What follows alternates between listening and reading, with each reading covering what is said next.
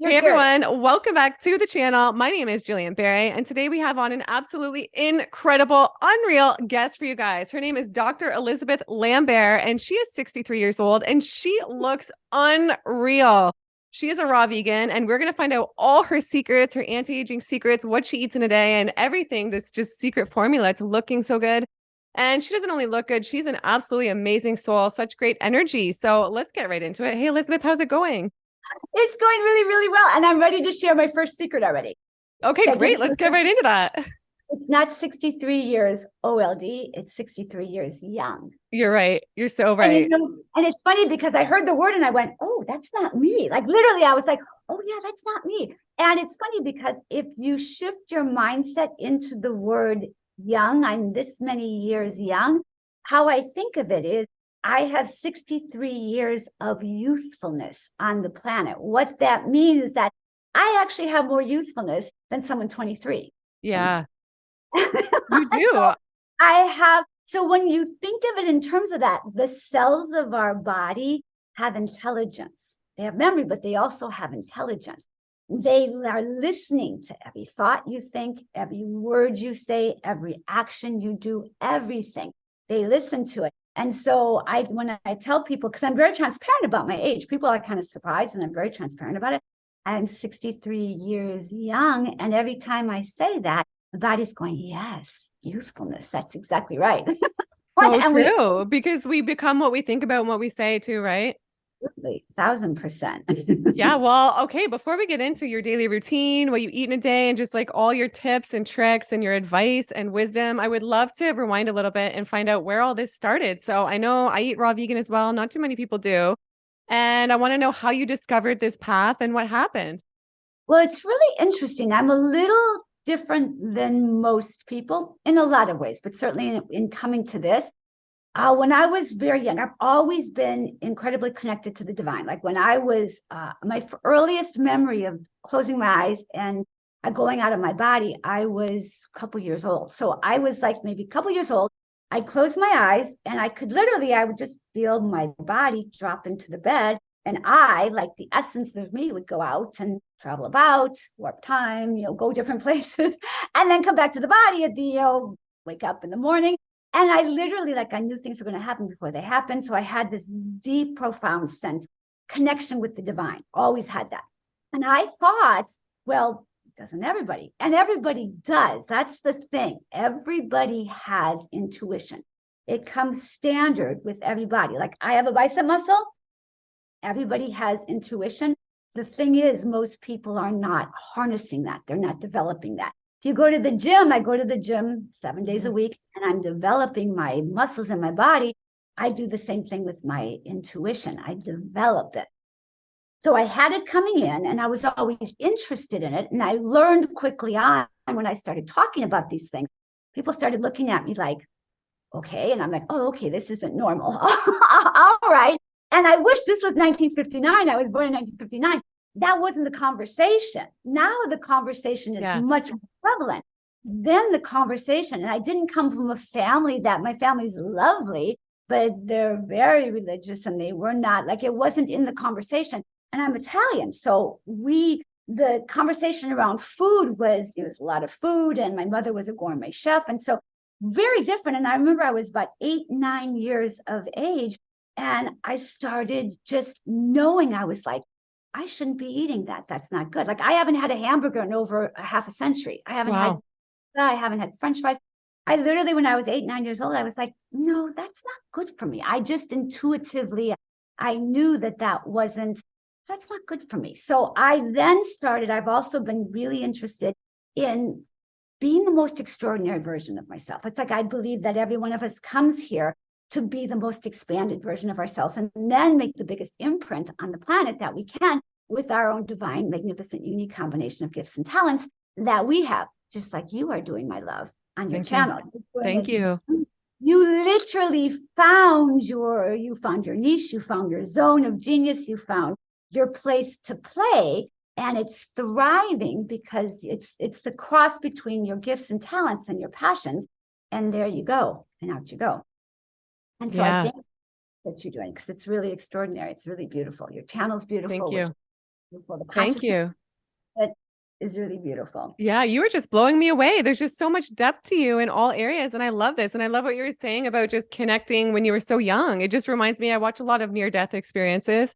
And it That's just the reminded me of that when people say they leave their bodies and they all have these like similar experiences where they go to the other side and have these life reviews or like all these types of things.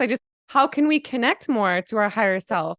Let me share with you. So I want to just finish a tiny bit more with that, and then I'll share with you exactly how we do that.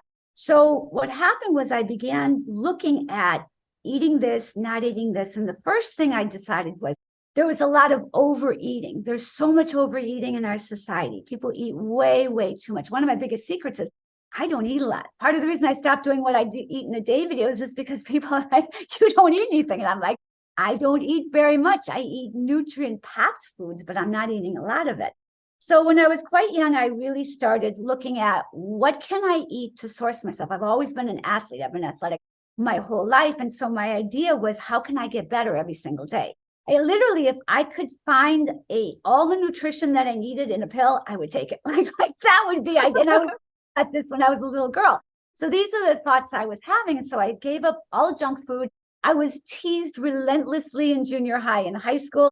But now, fast forward the last high school, I think my 40th high school reunion is the last one I went to. They all bought my book. They're like, how do you look so good? I said, remember when you were laughing at me because I was eating my carrots in the backseat of the car while you guys are going through In-N-Out? I said, well, that's why. Wow. I just started eating really, really healthy. I went to college. I didn't get the freshman spread. And then I just started honing it. So I've always eaten fresh fruits, fresh vegetables. And then I discovered juicing. I started juicing. And then I discovered, superfood smoothies. I started doing that. By the time I was in my 40s, that's when I was like, the idea of cooked food. I was introduced to plant-based. And so I started eating more like that. I was eating fish. Literally, I had taken away all breads, all pastas. So all in my 20s and 30s, I was eating no junk, no breads, no pastas, no alcohol. I never drank any alcohol. Never had a cup of coffee in my life. Wow. Not one. I always knew. I looked at it intuitively and I was like, that's not good for you, especially at some of these places they had the carmelada and the this and the that. It's not. I tune in energetically like that's not good for you. And then I just started eating vibrant foods, and then the idea of vibrant, I started teaching at conferences in like the 2000s and 2000 teens. I started being guest expert at food conferences, health conferences, well-being conferences, longevity conferences. And so I was really interested in that. So my path has just continually gone. And now that's what I do. Although I have to tell you, I don't like labels. I think they had their place earlier on to shift the consciousness of the planet. But I think now labels actually bring about a lot of harm and they bring about a lot of judgment. I see, like some people say, fully raw. Like I have friends in the community. And a lot of the audience, like people who are watching, there's this harsh judgment. Oh, she ate this. It's like there's just because judgment vibrates at a very low frequency. I teach consciousness. So if you're in the energy of watching what other people are doing with judgment, you're vibrating at a very low frequency. So you could be eating all the plants in the world. Wow. You're not going to look good because your consciousness isn't vibrating at a high frequency. So I know one of your questions that you wanted to ask was, how do you look so good at this age when other raw vegans don't? Yeah. So I was going to ask you that because you know that there are a lot of raw, not to judge, right? But there are, people comment on my channel all the time, because I just interviewed Shane Sterling. He's 50 and he looks way younger. And then, so a lot of people are like, well, how come a lot of raw vegans or vegans like deteriorate so much? Like, why do you think it works for you? For me, it's consciousness. 1000%. I teach a thing called Dr. Elizabeth's hierarchy of importance. At the top of my hierarchy of importance is energy, awareness, and consciousness. When we play, these are upper dimensions. These are not the third dimensions. Energy is in the upper dimensions. When you can live here, when you could not even live, when you can play here, when you can connect here, when you start here in that hierarchy of importance, what happens is when you shift up here, It's like, oh, everything else shifts. So I have like, look, I say this on my Instagram live when I go live. I say this all the time. When we shift up here, like I have private clients and group coaching clients I work with. I worked with them for a very long time. Not once have we ever talked about food. I Wow. literally changed their consciousness up here. What happens is that when you shift up here, you're going to, it all trickles down. And actually, food is at my lowest rung. It's important. It's like if you're dating, having that chemistry and that attraction, that's important, but that's the baseline. If they're cute, that's the baseline, right? Then you have to look at, are they lovely? What's their consciousness like? What are they doing in the world? How are they playing? Are they kind? Are they generous? Are they all these things? But the bottom rung is that for me, food is down here. It's a necessity, but it's bottom rung. You play up here. Everybody I've worked with, and they're like, Dr. Elizabeth, like I look at them on Instagram, I'm like, boy, your body looks good. They're like, I know, right? I naturally lost that last 10 pounds. I naturally am going to the gym. You shift the consciousness and then all the choices. My first chapter in my book is Skinny Dipping in the Fountain of Youth. The first chapter of my book is choice. Choice is everything. You shift the consciousness, the energy, the mindset up here. You begin to make all the right choices and everything else lines up in place. Then going to the gym, I couldn't imagine. I was at the gym before I came here. I couldn't imagine. It's like not going to the gym. I work out 7 days a week. Would be like not brushing my teeth or brushing my hair before I leave the house. Yeah. And that helps lift your frequency, right? Like lifting your frequency, your vibration. What are some simple things that you do? Like maybe a few things to do that, or some ways you think people can raise that frequency, raise that vibration that have nothing to do with food? Oh my goodness, there's a lot of things. First, your awareness, shifting your consciousness. That's what I do when I work with people. What I do is I teach them how to clear energy. We can get into this a little more, how to do this later, but clear energy that doesn't belong to them, the false beliefs, the negative programming that keep them. It's like a glass ceiling that keep them. Let's say somebody wants to manifest more money, let's say, or a healthier body.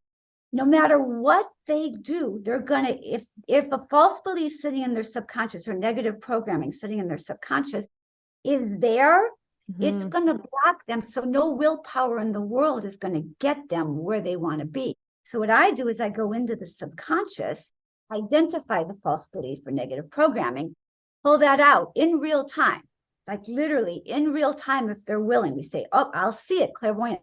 This is, oh, there's your false belief. There's negative programming. They're like, how'd you see that, Dr. Elizabeth? Well, decades. Like I've been doing this work longer than you've been alive, literally. Wow. I go in there, we pull it out, and now there's no block anymore. And now they go to do something. Whew, so it's easy. So clearing energy would be my number one tip. Sourcing energy. I teach people how to source energy. People say, what do you eat, Dr. Elizabeth? What do you eat? I keep telling people, I keep thinking, I don't say this, but I'm going to say it here. They're asking the wrong question. Don't ask what I'm eating. That's down here in Dr. Elizabeth's hierarchy. Ask where my consciousness is and how can I get my consciousness there? Wow. You get that consciousness, you get that awareness, you'll make the right decisions. There's no way I'm putting a piece of, I don't even have to fight. People are like, Dr. Elizabeth, what do you do when you go out? I said, it's easy. I eat what I normally eat. And I say no thank you to any alcohol. And I join up with all my friends. I'm a salsa dancer and just bachata dancer. I go dancing a couple times a week. I go play and have fun, but it's not a conflict because I'm aligned with my divinity. I'm aligned with my divine consciousness. I'm operating in a higher frequency. So the choices are easy then. So that's where I would tell people to begin. Don't start, if you start down here, it's like pushing a 20-pound or a 2-ton bowling ball up a hill. If you start up here with your consciousness and awareness, shift that, then it's like it all trickles and rolls down and everything becomes easy. Wow. Well said. I've never heard it put this way. And do you think people can still connect to like their divinity, their higher self, if they're not eating super clean, if they're eating like standard American diet and things like that? And what are maybe some ways you think people can give up those foods? I know the cravings can be so intense. Like, do you have any tips for that? I do. So those are like 5 questions in a row. Like, whoop, whoop, whoop. Okay, so let me answer them one at a time. So into the first question, it's much harder. And the reason being, let's just see, this is the human body, right? This is us. We have the physical, mental, emotional, and energetic body. That makes up all the components of our beingness. If the physical body, I talk about this in the second chapter of my book, if the physical body is clogged, think of it as a world-class, let's say a world-class saxophone player. This is the example I use in my book. World-class saxophone player goes, he has all the talent in the world, right? He has all the gifts. He's proficient his whole life. He's practiced, he's done everything, or she picks up the saxophone. If that saxophone is clogged full of junk, no matter how good he is, that saxophone's not going to sing, is it? He can't make that. So if the divine is trying to flow through us at all, the divine's flowing through you and me right now. I did this beautiful meditation, and before I came here, asking the divine to flow through me and allow me to share as much as possible to help as many people as possible watching this. So if you're clear, if I was all clogged up with all sorts of junk, the connection, I equated, I love the movie Avatar. I haven't seen the new one, but the first one, remember the Na'vi people, they took their tail and they plug it into the tree of life. Well, all of us, what I teach people how to do is to plug into the divine, which is our tree of life. And so when we plug ourselves into the divine, what happens is that it all flows. So the cleaner and the clearer this instrument is, the more the divine, more easily, proficiently, effectively, and deliciously. It's delicious having the divine flow through you. Oh my goodness. The easier it is to flow through us. It's like one of the things I talk about in my book is I became a doctor first. And I had dreams of becoming a professional dancer. The encoded in me for lifetimes is the gift of dance. And I thought up until I was 39, I thought, oh, it's too late. It's too late. I missed the dance boat. Like all the dancers got on the dance boat. Yeah. And I'll never, ever say it's too late ever, ever again after my experience. So what happened was, very synchronistically, I was given the opportunity to go out with some friends to a swing dancing club. And the story is in my book if anybody wants to tell the whole story. But very synchronistically, I went literally from never having danced before to dancing professionally on stage within a matter of less than a month.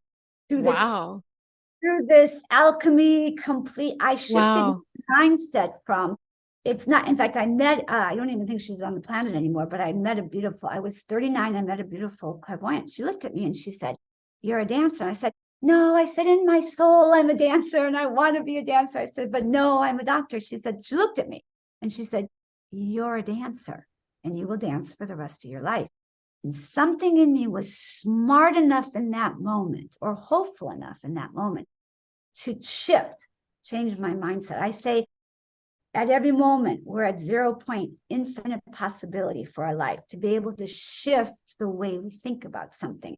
And I was able to shift it from not possible, literally, the divine can't get in. If I'm like impossible, I went like that. That's all I did. I became willing to be open to the possibility of doing something that is so crazy, of becoming a professional dancer at the age of 40, when most dancers retire at 20. My dance partners my whole life have been half my age. My dance partner now is half my age. So I just became like, I literally took the logical mind and put it to the side and said, I love it, the idea of that so much.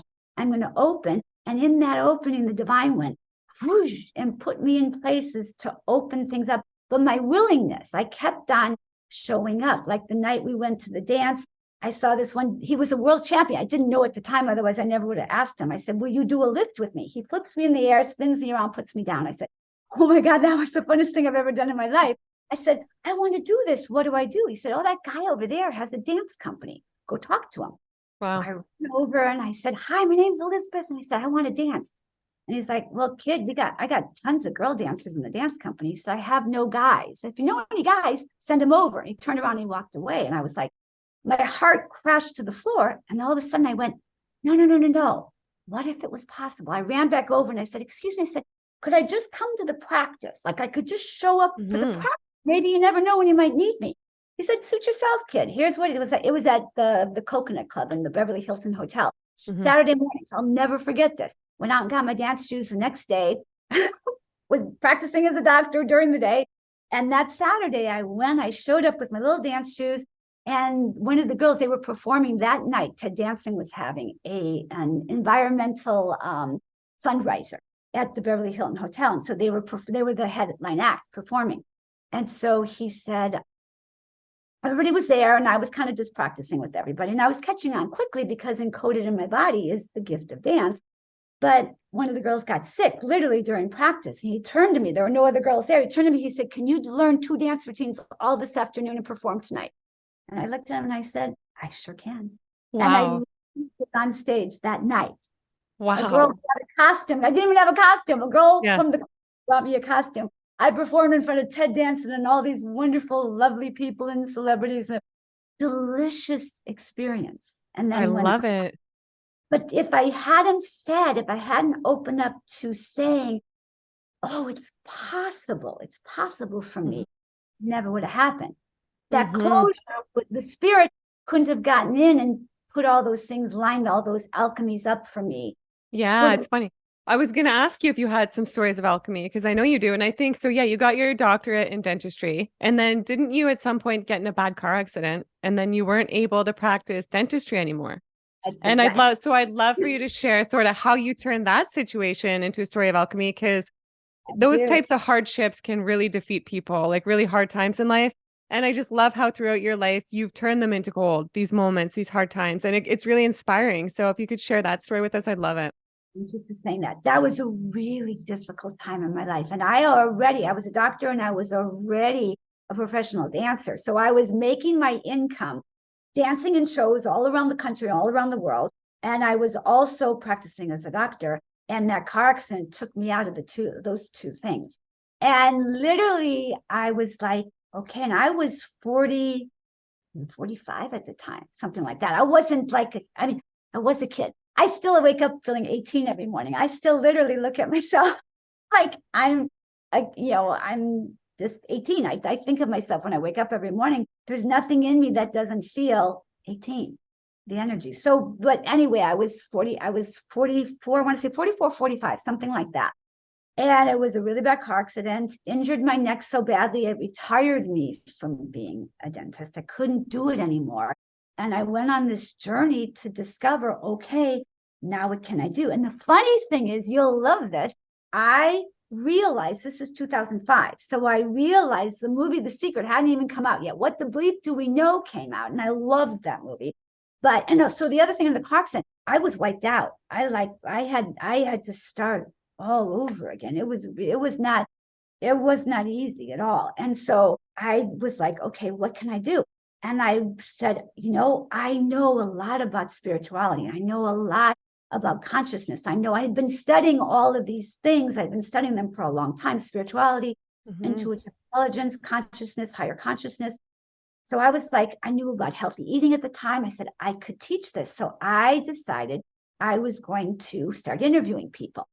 And I interviewed some of the best new thought leaders in the world: Michael Beckwith, John DeMartini, Lisa Nichols. I just interviewed, and I did a whole series of beautiful interviews. And I literally thought, this is what I landed on. I was like, okay, this is my next journey. And I really loved it. I was doing what you're doing right now. And I loved it. And it was thrilling. And then again, I was turning 50. And this very beautiful clairvoyant woman said, "You're a speaker." And at the time, a very dear girlfriend of mine, who was my roommate at the time, she kept on saying to me, she was very intuitive. All my friends are very intuitive. She kept on saying, "Elizabeth, you're a speaker. You're a speaker." And I'm like, no, I interview speakers. And I was pretty like holding on to that. Like, it was kind of like, no, this is the thing. This is what I'm holding right here. I like this. And then when that woman gave me a reading, and she said, "Honey, you're a speaker." And I did the same thing I did when I was 40, starting my dance career. I opened up to the possibility. This is crazy, Jillian. I haven't told this story in a really long time. I'm glad you asked this question. She told me, "You're a speaker and you're going to speak on stage in 6 months." So I opened up to it, and I said, I literally was like, what do I talk about? And then I started looking at, I looked amazing at 50. I looked like I didn't look anywhere near my age. I could talk about healthy living. I could talk about So I started talking about all these things. And then what happened was I got invited to speak at this conference. Ended up being 6 months to the day that this woman said, you're going to speak at a Wow, conference. that's crazy. Crazy, isn't it? And then I said yes to this speaking, thinking there's going to be a couple hundred people there. There were thousands of people. It was an international conference. It was like a View style thing where they interviewed me. And I can, if you want, I can give you clips to insert into our video. I have video of this to tell the story. And so what happened was, this was now 2009, I want to say. People started emailing me from around the world asking me for my book. And I'm like, my book? I said, I don't have a book. They're like, what book? Yeah. You can write a book. And so then what happened was Spirit downloaded this beautiful book. I wrote a book called Skinny Dipping in the Fountain of Youth. And even the title, I talk about this in my book. A girlfriend of mine's a dream expert. She dreamed the title of my book. I was all... So it's just, when you're lined up like this, everything is what I was talking about with the hierarchy of importance. Everything else falls into place. And so what happened was I wrote the book, I began my speaking career, and then I just kept on. I think I've had 8 or 9 careers, and I'm now starting on my next one. And I just kept on saying yes. In fact, I'm going to do an Instagram reel probably as soon as I got the idea last night in my meditation. Wow. I'm going to something like, to anybody who says it's not possible, and then I'll show all the things I've done in my life that have been impossible, but they're not. Wow. It kind of I watched the Pamela Anderson documentary on Netflix last night, and it kind of reminded me, I noticed in that, like, how things would just happen for her. She would get a call, like, do these things just like happened? It's like, I love that when people's lives unfold like that. I want to get more connected to like that just happening. It's really, and it's, the more you can allow that to happen more and more, the more you tap into your inner guidance. I call it your inner guidance, your inner knowing, your inner knowings, inner guidance, inner wisdom, and intuition. When you can tune into those 4 things, and that's what I teach people. That's why I love what I do. I teach them how to tap into their inner knowing. Here's how I say it. I love, this came to me I was giving a talk, and it literally got downloaded in the middle of the talk. And I was like, ooh, sometimes I'll be like giving my talks and I'll have that observer effect where you're like, wow, that's really good.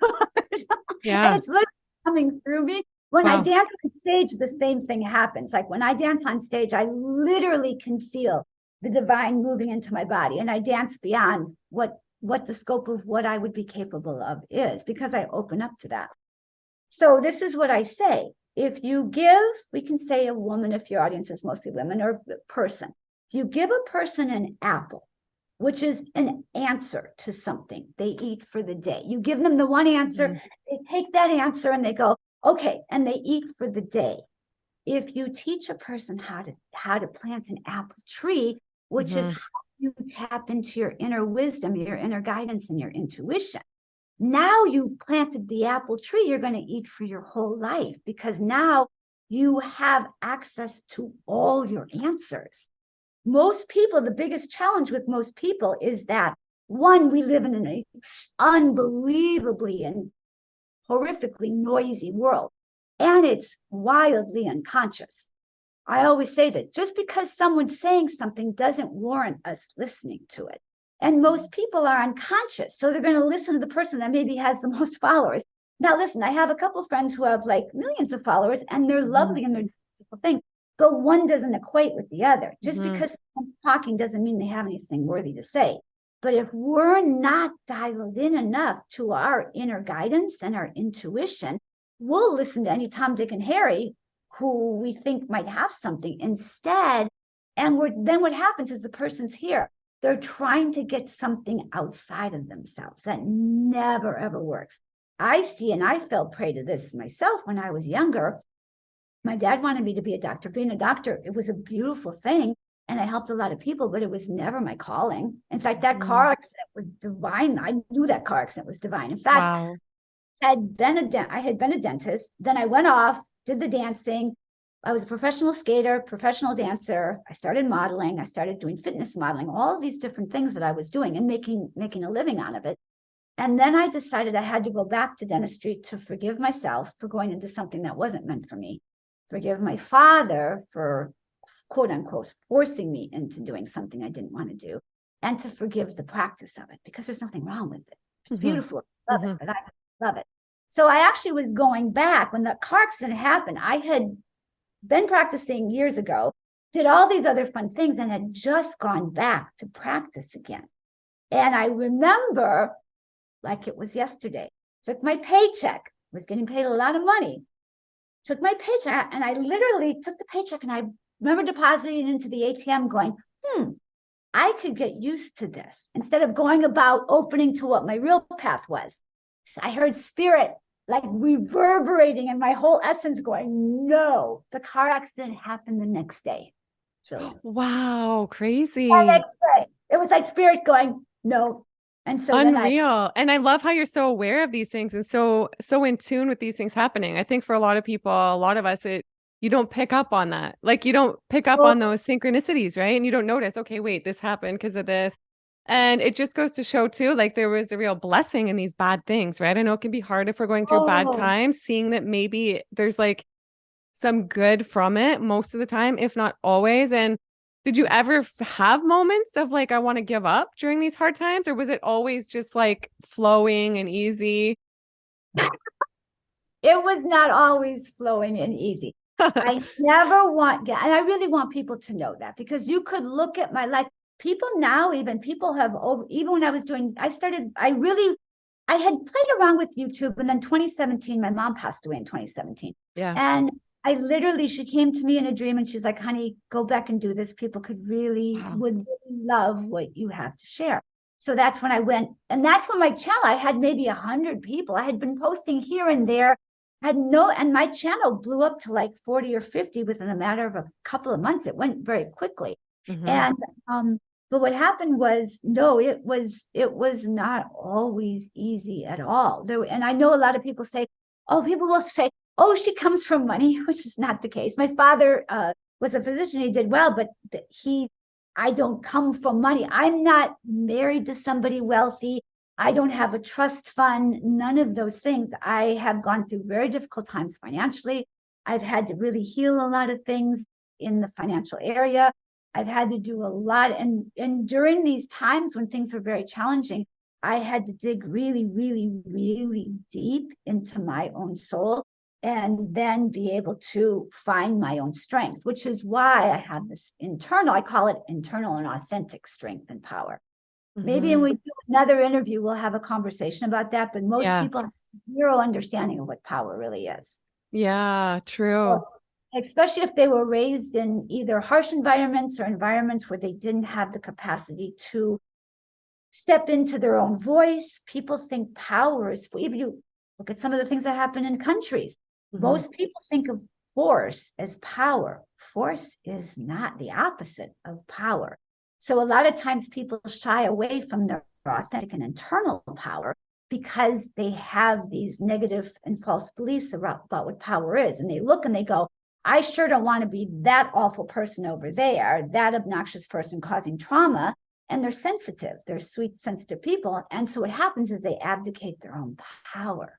And so what happens, what I do with people is teach them how to access their power. Yeah, I want to coach with you. I want to do some sessions with you and hire you, because you're truly amazing. Like one of the most incredible people I've ever interviewed, like hands down, or met. I just think you're so interesting and so genuine. And I know it just, for some reason, some of that reminded me of one of my viewers. They were saying that they're 58 and they're starting over with like health and career. So if like people are starting over in their 40s, 50s, 60s, I have a lot to say. How do you think they can get their power back and like not feel, it can be easy to feel defeated in that situation? So first of all, thank you. That brought tears to my eyes. That was such a beautiful thing you said. My heart truly appreciates that. Thank you. So yes, there is a woman. Her name is Ernestine Shepherd. She was completely out of shape in her late 50s. Her and her sister started working out. Never went to a gym. It's not like me. I've been in the gym since I was a kid. My grandfather was a physical education teacher. I grew up. There's a picture of me when I was like 8 months old, and my grandfather is balancing me by my feet. I mean, he's been training my core my whole life. It's crazy. But she was not that. They were eating all the wrong things. doing all the wrong things. And they decided together they were going to get healthy. And then her one sister passed away. And so she, in honor of the one sister who passed away in her early 60s, she decided she was going to really take this. I think she has the World Guinness record for being the oldest bodybuilding. Like she's in phenomenal shape. She's in beautiful shape. So it's never too late. So I would say to people, you can start at any age. The key is when you're starting, you want to keep your energy clean, because what happens is people are going to start. If you jump all in, like I'm pretty ferocious. I have a kind of a voracious I have a very enthusiastic and kind of voracious, tenacious kind of energy. So I go full out with things, but not everybody does. You kind of have to know yourself. Just take it one step at a time. What I would say to people, if you want to get healthier, the very first thing I would do is I would go to sleep earlier. Most people are going to sleep too late. In fact, during quarantine, I watched people were just having such a hard time because they were off their schedules. Quarantine, they weren't going to work, so they weren't going to bed to wake up in the morning. They got off their schedule. So what I tell people, if you want to start getting healthier, start going to sleep earlier. In my book, I talk about something called juicy sleep. Juicy sleep is the sleep you get before midnight. It's powerful. It's when your sex hormones are being rejuvenated. So we want to start by getting really good sleep, go to sleep early, wake up early, and instead of the standard fare, maybe people are eating bacon and eggs, maybe they're eating, even as people think that oatmeal is healthy. I just cringe. Oatmeal's not healthy. It's healthier than bacon and eggs, but oatmeal's not healthy. Get yourself a raw green juice. Get yourself a cheap old juicer, or stop and have someone make you a juice on the way to work. But get yourself a juice first thing in the morning, vibrant juice. Drink some celery juice. What I do is I have celery juice first. Then I have a raw green juice. I think ginger is one of my biggest secrets in the world. I have a huge hunk of ginger root in my juice and in my smoothie every single day. There's not a day I don't have ginger. And so I would have them start with that, because watch what happens. Remember I was saying at every moment you're at 0 point, infinite possibility for your life. And every choice you make will send you either upwards in an upward cycle of expansion, or it's going to send you downward. You can shift it at any moment. So let's say they get up and they decide, instead of, I'm going to do what Dr. Elizabeth says, I'm going to take her advice, I'm going to wake up early, I'm not going to hit the snooze button, I'm going to have myself a raw green juice, and then I'm going to have myself a superfood smoothie, and then I'm going to maybe stop at the gym on the way to work. They're really just going to step into it. What happens when they've made those life-enhancing choices? Now it's 10 o'clock or 11 o'clock in the morning, it's time for lunch or maybe just a snack. Instead of going to grab the candy bar or even the muffin or bagel in the snack room, they're going to go, I think I'll have a piece of fruit. Or maybe I'll have a smoothie, or maybe I'll have a salad. They're going to make healthier, more vibrant choices for themselves, because built in to their day already is they've stacked themselves up for success by waking up first thing in the morning, not hitting the snooze button, the raw green juice, the superfood smoothie, going to the gym, and now every single life enhancing, it's all going to expand out. Now they come home. Let's say they didn't hit the gym in the morning, they're going to hit the gym on the way home. Now they come home, they're not going to take one of those frozen dead pieces of you know what out of the freezer, put it in the microwave, which always kills me, because if it wasn't dead already, it's really new to once you put it in the microwave, and sit in front of the TV and let the TV watch you with all this unconsciousness bombarding you. Don't do that. Instead, when they're endowed with, they're going to start, if they stack themselves up for success with even one or two of the things I suggested in the morning, they're going to have a wonderful day. Let's say they're at work, and let's say they work at a corporation, they're at work. Maybe they've been mulling over an idea, but they've been too scared to talk about it. Bolstered up with feeling amazing and vibrant from the juice and the smoothie, they might actually go, excuse me, John, or excuse me, Jane, I have an idea. And the boss goes, that's a genius idea. I love that. And now, everything's expansive. They come home, instead of sitting down in front of the TV and let it watching you all night, They're going to go for a walk. They're going to take their kids to the playground and play. They're going to have something nourishing, going to eat early, and then they're going to go to sleep early. It's so true. Yeah, well, one change in the beginning shifts everything for their entire life, which then shifts for the week, which shifts for the month, which then becomes like my life, where I can't even imagine not living this way. In fact, I got stuck in Arizona. I went to give a talk in Arizona, and then my family's there. So I stayed for a couple of days during the holiday. And then the whole thing happened with the airlines. I got stuck there for 10 days. And I literally ran to Sprouts and got all my things, got the blender, everything, so I could have everything that I need, because I can't imagine. I found a new juice place. I'm naked, which I love. They were amazing. They made friends with the guy who made my smoothie and my juice. I can't imagine not living this way for me, because remember I talked in the beginning about sourcing energy. This is how we source energy. Absolutely. We also source energy by our conversations, by what we listen to. And by the people you surround yourself with too. Do you think it's important we're very mindful of who we surround ourselves with? And I'll take it a step further. It's so important who you.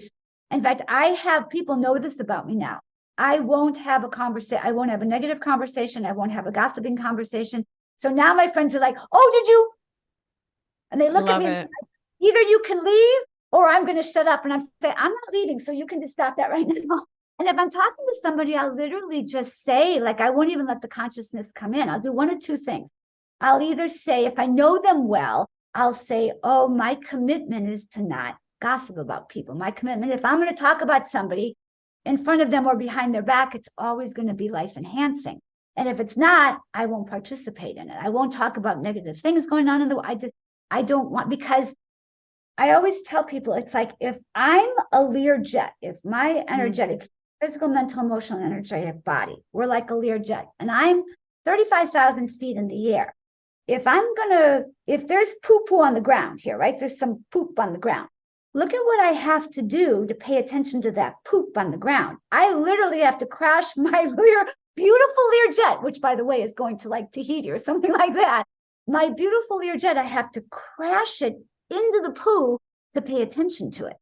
So I'm not for that. I'm not about that. I'm going to keep the Learjet here. People can either come up and join me here, but I'm not participating in any of that down there. And one of the secrets, if people start, let's say you're with a group of people that you don't know that well, and they start talking about let's say they're just talking negatively about things in the world, complaining energy is death. I do not participate in any complaint energy. So let's say someone's complaining about something.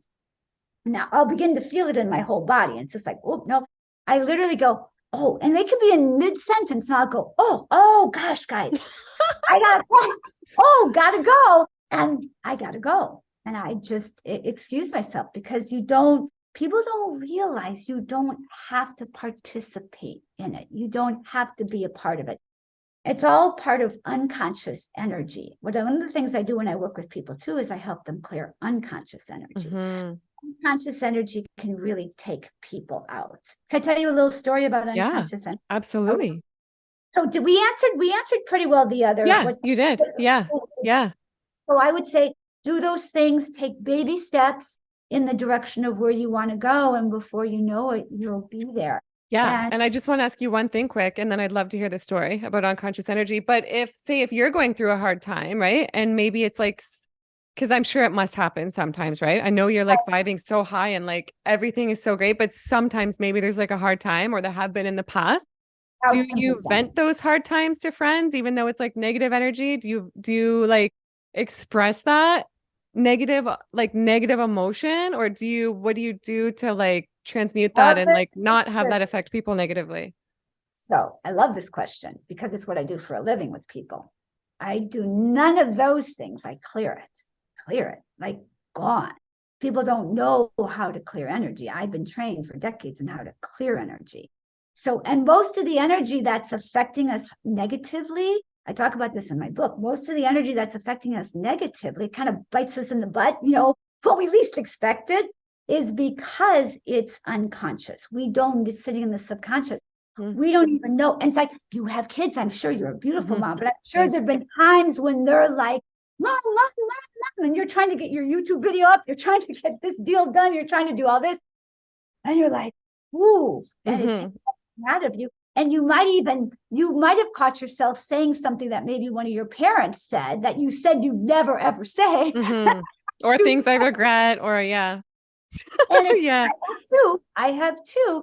And it's that unconscious energy. It kicks itself out. So what I've been working on with myself, so just so you know, I don't just teach people how to do this and help them do this.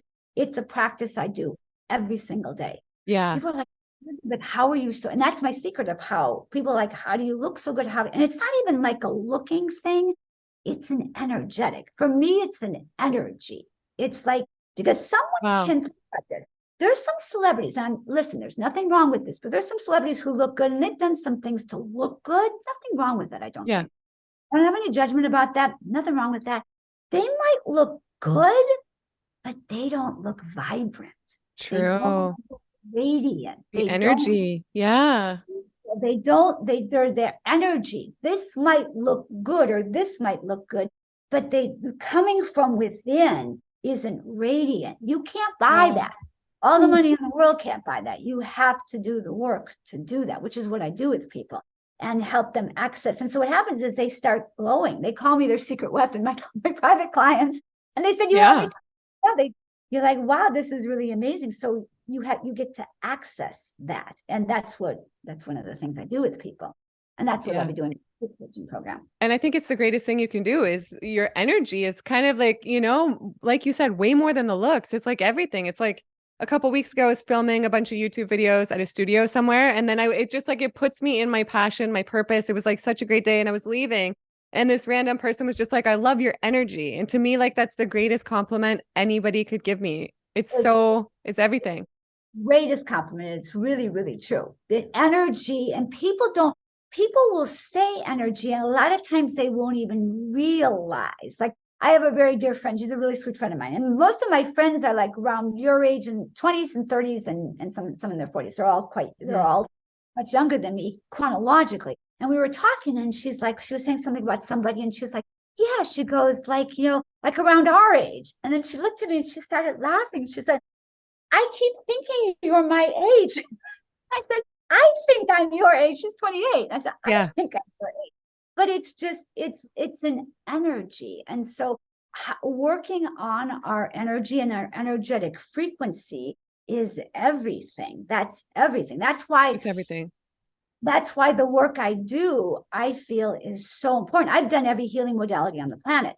I'm madly in love with this particular technique of work because it's so powerful and it gets such amazing results, because when you work on your energy, it's everything. And the best part, the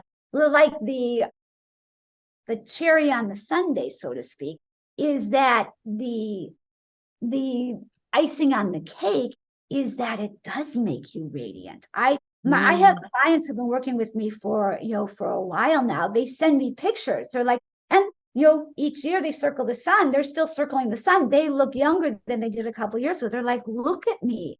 I'm glowing. And what happens is that it's the exact thing. People will go, wow, you're glowing. Your energy is amazing. And some of them who can't even language it will just be drawn to you. Yeah, absolutely. It's so incredible. It's so interesting to me. And the story, did you want to share that story?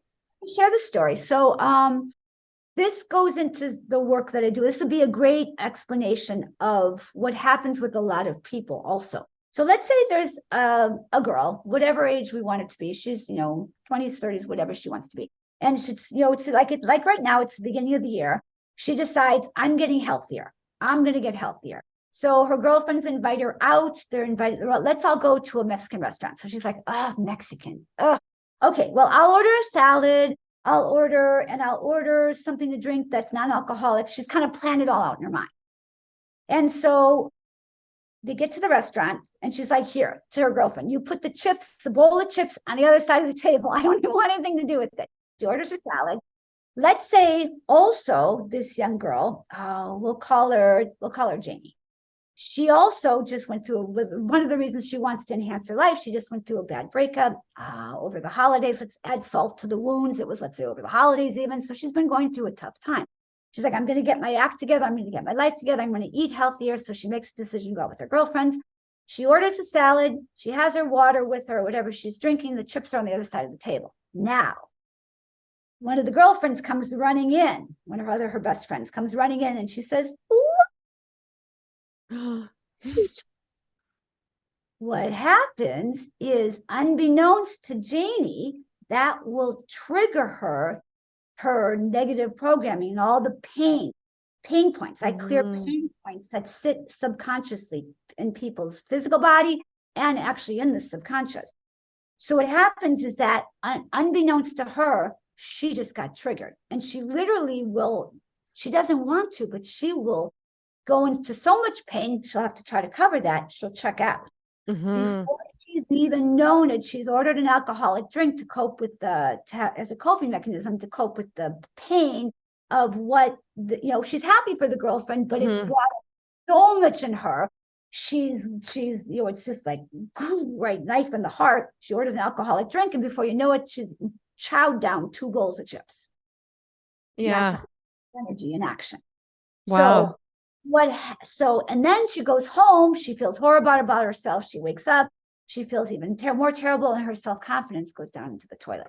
So if she does the clearing work, which is what I do with people, what we would be doing is we would actually be working on clearing those pain points, clearing what's in the subconscious, clearing the false beliefs, clearing all of that. So let's say Janie had been working with Dr. Elizabeth. They're doing her work, all the healing work she needs to do. Now she goes to the restaurant and she sits down, she decides what she's doing. So let's say she's already in a healthy lifestyle. And her friend comes in, oh, look, I'm engaged. That energy isn't sitting in her space because we've cleared it out. So it's like the puzzle piece. As much as that puzzle piece, the pain point puzzle piece, has nothing to plug into in her body because she's cleared the energy out. I've helped her clear. There's no place to plug in. So she might feel a pang of, oh, I miss my ex-fiance who I broke with over the holidays. But because we cleared what's sitting in her space, she's not going to get triggered. She's not going to go unconscious. She's not going to check out. She'll take a breath and use the tools that I teach in my group coaching and when I work with people privately. Yeah. It's fine. So then she's not like running to those outside things, which so many of us can run to, like, alcohol, food, even raw foods. Like I went through a period when my husband and I were separated. I went through a period of even overeating the raw foods because I didn't know how to handle the pain in the moment. So that it just kind of makes you like forget for like those quick moments that you're eating and stuff like that. Exactly right. That's exactly right. That's exactly what happens. So when we heal that, what happens is that we're cleaner. And when we're cleaner, we have so much freedom. I feel like this is what they should teach in prisons, because so many people can't control their anger and their pain and their anger. And then they do these things and then they end up in prison. And I just feel like this would benefit so many, because what about anger? Like that's such a strong emotion, like that people can feel, if they have resentment or things like that. And this should be done not only in prisons, this should be done in school. Who needs to be taught, Yeah. Who cares what the capital of such and such is? It doesn't matter. Yeah. Rote memorization. Don't get me started about the educational system. I have a brain that memorizes things very quickly, which actually helps me really, really well as a speaker, because I can access things I've read, 10 years ago in the moment when I'm speaking on stage or when I'm being interviewed. I access all this stuff. That's wonderful. That along with my intuition. But we don't need to teach kids memorization. We need to teach kids creativity. We need to teach how to access their imagination. We need to teach them that everything they are is beautiful exactly how it is and not change. These are the things we need to teach them. So true. And with some people who maybe don't know what their passion is, their purpose, and like that feeling when you went on stage that time when the psychic was like, you're a speaker. And then 6 months later, like, When you were speaking for that first time, did you feel like, oh, this is right? This is what I should be doing? Don't you feel like people will feel it when it's the right thing? And like, how can they find that if they don't know? So I'll tell you why, but I have to tell you a quick story. That literally, when I was in grade school, I was really nerdy. I was very athletic. I loved learning. I loved, and I was already super healthy. So I was already kind of dialed in. I was dialed into the divine. In seventh grade, I had a teacher, Mrs. Jacobs. She was amazing. And she invited a group of us to participate in, it was a conference at Marquette University. Marquette University offered this in Wisconsin. And you could either do prose, poetry, debate, or original oratory. And I decided I wanted to do speaking. I want to do original oratory. And you could pick your own topic. If you did prose and poetry, you had to take something that was already written. So I decided, no, I want to write something inspiring, because I was all about human potentiality, even as a kid. So I wrote my own inspiring speeches, and I gave them in front of these audiences when I was in grade school. Wow. I was like thrilling for me. So when I went back to speak on stage, in fact, before my father intercepted my journey, my high school teacher who taught communications had me all lined up to do the path I'm doing now. That was where I was going, was to be a speaker, inspirational speaker, teaching. I was taught Earl Nightingale's principles when I was in high school. Wow. And in fact, I don't know if we have time, but I could tell you that story about people listening to their intuition. Yeah, I would love to hear that story. I'm all about that. Yeah. So we moved from Wisconsin to Arizona when I was going from sophomore to junior. So it was a big move. I didn't know anybody at this new school. And we begged my father to let us go to school. It was it was like literally like a junior college. It was this beautiful public school that offered amazing programs. I was a swimmer and a diver at the time. And so it had a great diving, a championship diving team. And so we really were like, please, can we go there? And so we did. And I remember we were the new kids. So the new kids registered at the end after everybody else. And there were thousands of kids at this high school. So I remember my first day on campus, I'm walking around, and this really kid, it was so sweet. His name was Scotty. He's like, hey, you're new. And I said, I am new. I'm from Wisconsin. We start talking. He said, you have great energy. He said, you need to take Mrs. Knack's communications class. And I was like, something, Jillian, in my soul went, like a butterfly feeling, just went right here in my heart and soul. And I said, I'm taking that class. And so I go in to register. I literally was probably the last person in the whole school to register. And I said, I'd like Mrs. Knack's communications class. And the lady starts laughing. I said, why are you laughing? She said, honey, that class has been closed since like 2 hours after registration opened. And I went, oh. I said, well, they have a waiting list. She's like, no, there's no waiting list. She said, the class is closed. She said, what else do you want? So it was at 10 a.m. I'll never forget this. This was like a half a century ago, but I will never forget this. And I kept my 10 a.m. spot open, because in my mind, I already knew what I was going to do. So I took all my other classes. I was like, okay, I'll take this and this and this and this. And that one class, I knew I was never going to take that one class, because I was going to be in Mrs. Knack's communications class. So I show up the first day of Mrs. Knack's communications class. I said, hi, my name is Elizabeth. I just moved here. I want to be in your class. And she's like, oh, honey, I love your enthusiasm. I said, but I have a wait list of 100 kids waiting to get into this class. And just like when I wanted to be the dancer, I went, and I just, something inside of me just went, oh, wait a second. Yeah. I thought everything was possible. This all comes from knowing it's possible instead of knowing it's not possible. Everything is possible. If you operate from the place of everything is possible, everything is possible. So I said to her, I said, do you mind? I don't have a class right now. Do you mind if I just sit in the back of class? I hear your class is amazing. I'd like to just sit. She's like, sure. And she was really sweet about it. So 2 weeks into the class, I just showed up as if I belonged there. I didn't go to class at 10 a.m. I showed up as if I belonged. And a couple of days in, because she figured I would kind of just lose interest, I was thrilled. She was teaching Earl Nightingale principles, which is all of what I knew intuitively, but didn't have a language for. There's no way I didn't care if I didn't get credit. There was no way I was leaving this class. So 2 weeks in, she came over, and like there was a part of me, my heart dropped. She was, I was like a little nervous. Oh, she's going to telling me I can't stay. And I was just like, and she looked at me and she said, honey, you're the most tenacious girl I've ever met in my life. I said, yeah. I looked up and I was like, yeah.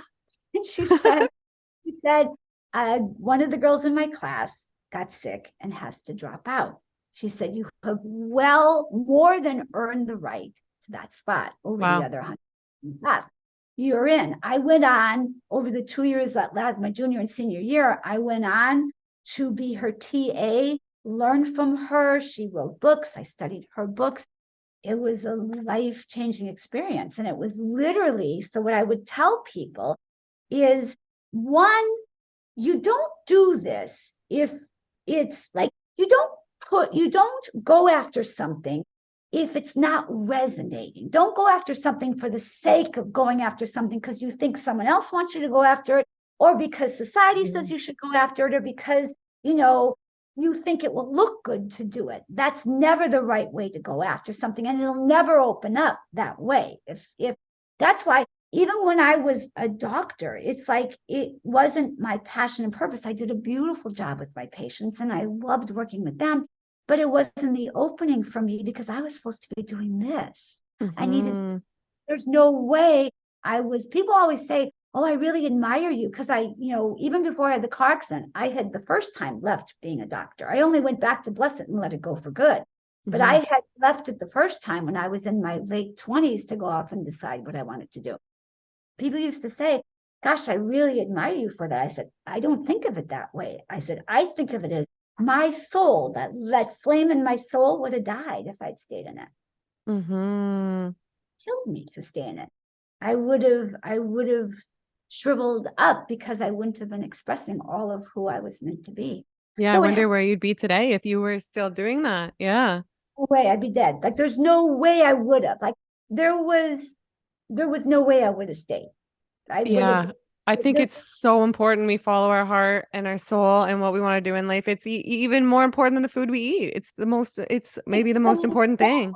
Energy and awareness is the most important thing in Dr. Elizabeth's hierarchy of importance. So what I would say to people is, if it resonates in your soul, like YouTube, you were called to YouTube, weren't you?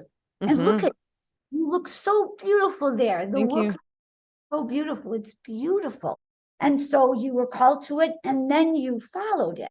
So I would say to people, and then when the stumbling blocks come up, we're able to navigate them because we know it's where we're supposed to be. I knew I was supposed to be a dancer, and I knew I was supposed to be a speaker. And even as hard as it was to write the book, I knew I was supposed to write that book. I get tears in my eyes still every time someone writes me and says, oh my God, your book changed my life.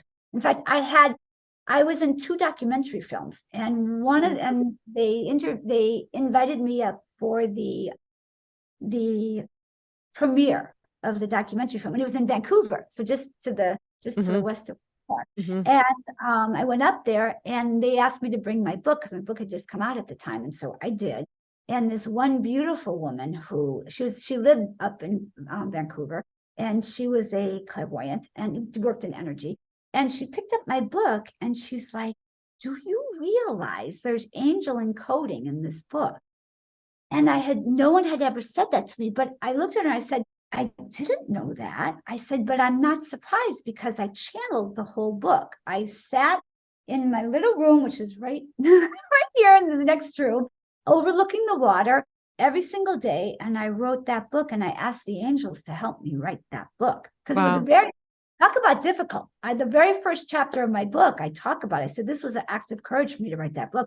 I'm a writer from the sense that I love to express myself through written word, and it's beautiful. Like, it's a fun thing for me. But writing that book was hard. Had I known better, I probably would have gotten a ghostwriter. Yeah. Out of myself that I wrote every single word in it. But that was an act of courage for me to do because it was not my wheelhouse. I'm great in front of the camera. Like you are. Oh, thank you. But I knew of like the channeling comes through me because I'm such a people person. Like, I'm an extrovert. I'm really a people person. So by connecting with your energy, it's like the loop goes zoom, zoom, and then the flow gets plugged in. It's like it's plugging my tail into the tree of life. It's a great way. Introverts, I have a girlfriend. She's like award-winning playwright. She's a much more introverted than me. So she loves the process of sitting by herself. that was never fun for me. But I knew the outcome was important to do, so I did it. But that was one of those things that was not fun for me. Wow. So interesting. So amazing. And I'm wondering, did you ever read the book Conversations with God? Have you read that book? No, Neil Donald Walsh. Neil Donald Walsh. Yeah. Mhm. Because some of your stories remind me of how, like, he says in that book that God speaks to us through other people or through the next song that comes on the radio or things like that. So it reminds me of like when the person was telling you to do this course or you're going to be a speaker. It kind of, I feel like sometimes, do you think that was God speaking to you through somebody else? And 1,000%. In fact, we can ask for that. I teach people when I work with people, this is one of the things I teach. I teach them how to do. You can put your answer in anything, but it's about getting your answers. I love that. Yeah. Here, because what I say, with the work that I do, it's consciousness, it's awareness, it's teaching up here, energy, consciousness, and awareness. When we give ourselves access to this, what happens is that in the categories of life, I call it health, wealth, love, and career, and then there's subcategories and all that. When all those are firing on all cylinders, physically, mentally, emotionally, financially, and spiritually, when we're firing on all cylinders, which is what happens when we connect in with the divine and connecting with our higher self and our consciousness and our awareness, this naturally happens. What happens is freedom, success, happiness, or /joy, whatever, people have, there's meanings to words. People have different, they attach meanings to it. Happiness, joy, and fulfillment.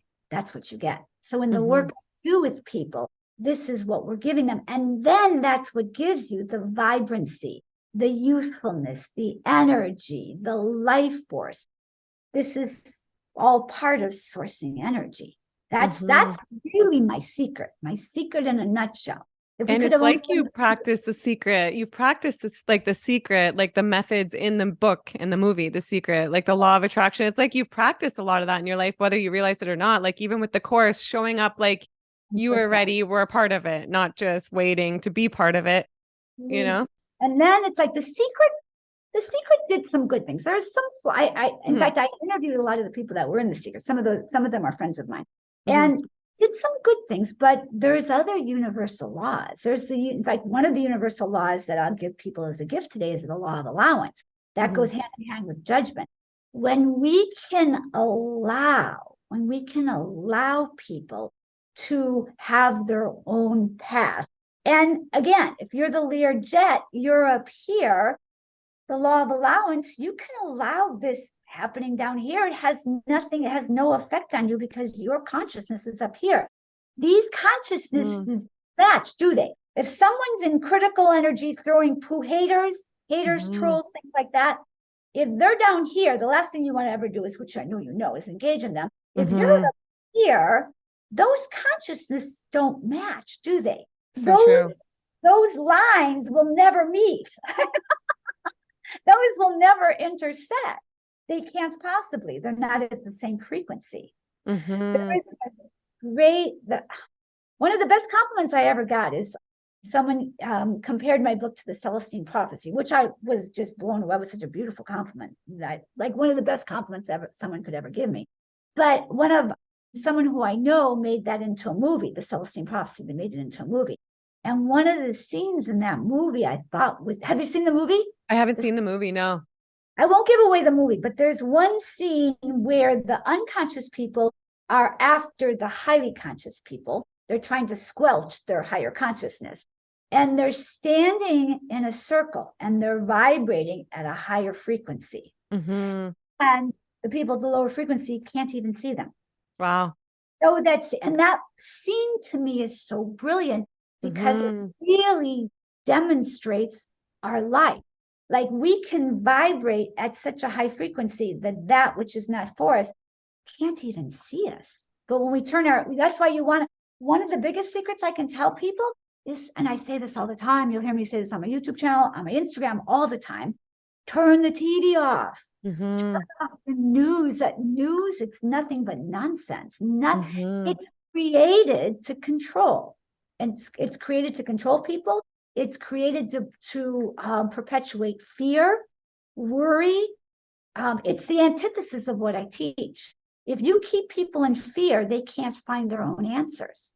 So you have power over them, right? Which is what they want. They do keep people like people who are, they keep and it them. lowers your vibration too. And then you're on that vibration, and then it's like what you said with the other vibration. When you wake up well rested, it's like a domino effect. Then you want to do another good thing and another good thing, and like you're on that vibration. So like things like the news, I feel like it lowers your vibration, and then maybe will lead to another like bad thing, or like, that type, not bad, but that type of vibration.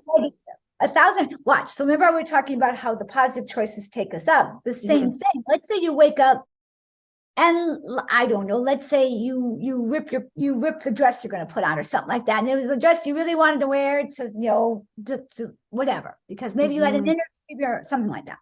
So you could go, okay, I ripped the dress. Let me quick pick another one.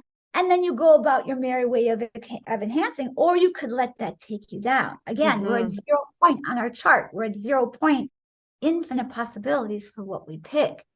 It just depends upon what are we going to choose, which is why choice is the first chapter of my book.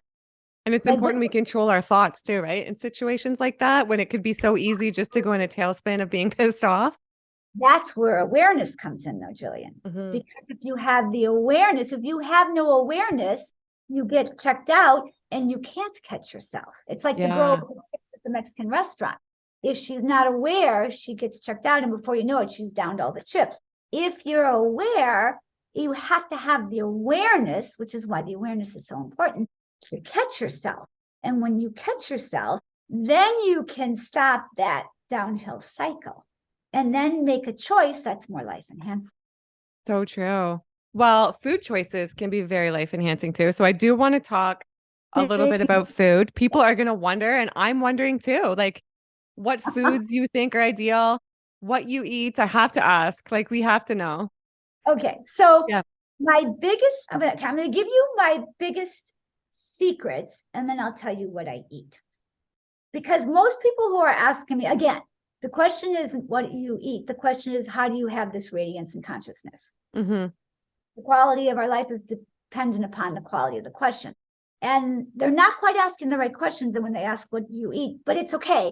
And I'll share it. But so the three things I'm going to have people do. Most people who are asking, what do you eat? Not you, because you're asking for people who want to know. They want to know because some people just want to know because they've already become plant-based, almost living plant-based, and it's not easy to be living plant-based. But most of them want to know because they're trying to release weight. True? Most people who ask, they're struggling with their weight, and they want a lot of people. Not everyone, I would say, but I would say a lot. Exactly. Some are just interested because they're already feeling good and they want to sustain it. So I'll give people who want to release weight, I'm going to give them 3 tips. Number 1, instead of a big plate, when you're eating your meal, I never eat off of a big plate. You'll never see me, even if the only time I'll have a plate this size is if I'm at a restaurant and someone serves me a plate that size. I will never eat this much food in a sitting, ever. I eat from a plate this size, or I eat from a bowl. And mostly I'm drinking my food. I am not eating. I drink far more than I eat. I haven't eaten today. I've only drank superfood smoothies and juices. And I may, I'll go out. I have a meeting after this. I'll go off and I'll probably grab a wrap, grab a salad, grab some on the go, fruit, things like that.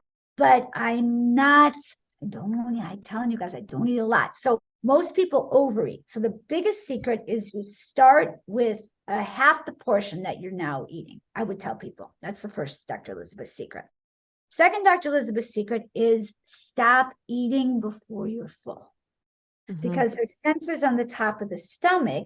They don't kick in until 20 minutes after you eat. So watch this. I'll eat a little bit. Even if I'm really hungry, I'll eat. And then what happens is that I'll eat and then I'll stop before I'm full.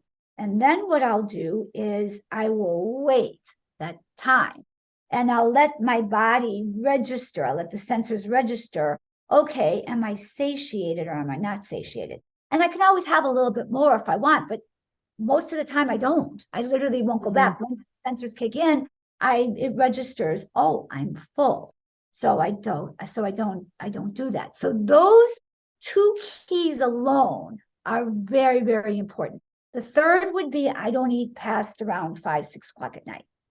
So I have a long time period till I wake up around 5, 6 o'clock in the morning. I'm having my first juice around 6 o'clock in the morning. So that 12-hour period, I'm not having anything. So my body can do all the things it needs to do. So that's the kind of, I don't like the word fasting necessarily, but that's the way I do it. And I also like to start juicing first thing in the morning, because it's like, I look at it like I don't eat a lot during the day. So my tanks, I wake up in the morning, my tank is literally empty. My body's utilized everything. It's very efficient. I run my body very efficiently. So I'm ready to put gas in the car, like, or plug my tree, into my tail into the tree of life. So I'll have the juice. I'll have celery juice, raw green juice with ginger and greens. And then I'll have a superfood smoothie, chlorella, spirulina, maca, greens, fruits, put the veggies in there, superfoods, green powders, put all of that in there. You can add your reishi mushrooms and things like that if you want to do that. And so that's very nutrient dense. You can't eat a meal that has as much nutrition as a superfood smoothie. You can't. Yeah. You could literally, if I had those all day long, I'd be more nourished than I would if I ate. Especially with our soil being as depleted as it is, it's really hard. You have to I pack a lot into my smoothies because we have to really think in terms of nutrient dense food because our soil is so depleted these days, unfortunately. So I'll have that. So that's as far as what I eat in the morning. I'll see my private clients. I have a lot of international private clients. I'll see them, the ones over in Europe. I'll see them first thing in the morning. I go to the gym. I work out for 2.5 hours. If I had the luxury of more time, I could work out more. My body's fully sustained and tons of energy. I do weights. I do serious weight training, like really strong weight training. I do cardio and I do flexibility. I think flexibility is really, really the key to youthfulness. It's really important. Come back, work some more, and then I'll have either a wrap, some kind of a raw wrap. I'll have a salad, something like that. I'll for sure have another smoothie while I'm working with my clients. And one of the secrets I do is I batch my smoothies and I put them into the freezer. And so then when I'm ready, I pull it out in about 45 minutes to an hour, depending on how warm it is here. It's thawed out and I have it. So it's perfect. Really great way to do it. And if you want it ready first thing in the morning, you take it from the freezer, put it into the refrigerator, and it's ready to go in the morning. So really, it's efficient. It's very efficient in the morning to do that. So that's what I eat in a day. And has that stayed pretty consistent over the years and over the decades, or have you changed it up a lot? My whole life. I have not changed, except for when I just went strictly to plants. I haven't changed it. Once I stopped eating junk, so I've been eating, and my body is literally, except for being stronger, I have more muscle now than when I was a teenager. My body's, if you pulled out, like I think I might have a pair of jeans from when I was in high school. If you pulled out anything I had from high school, I could still put it on. Everything. Your body is amazing. You have such a great body. And I know people were asking, I don't know if you want to answer this. If you don't, I can cut it out. But my viewers were asking, have you had cosmetic surgery?